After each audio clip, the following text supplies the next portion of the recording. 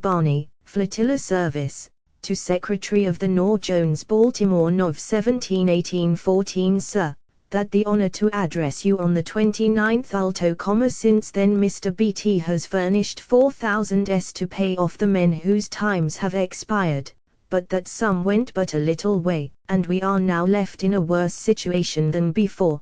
Those who remain to be paid and whose time has expired some weeks, fare very clamorous, most of them having families, are in the greatest distress. This, with the loss of clothing and sea at this season, has placed them in a most distressing situation. The delay in settling their accounts has caused much mischief. Not a man will enter again, and those whose times are not expired, desert, and say they are not to be paid when their time j's up, so that, see no prospect of keeping them together unless funds are forwarded, not only to pay off punctually, but to make advances to those who may be disposed to reship.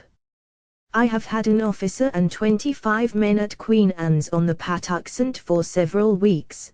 They have been very successful in getting up the guns of the late Flotilla, with a very considerable quantity of other valuable articles. We have also been employed assisting the Committee of Vigilance of this place, in securing the harbour by placing and sinking vessels in the channels, and transporting timber and sea to the fort, also in assisting the Navy agent under Mr. Anderson, naval storekeeper, in loading VES sails and wagons with guns destined for New York. We are also rigging and fitting the Ontario at the request of Captain Spence. I am respectfully your observed Joshua Barney.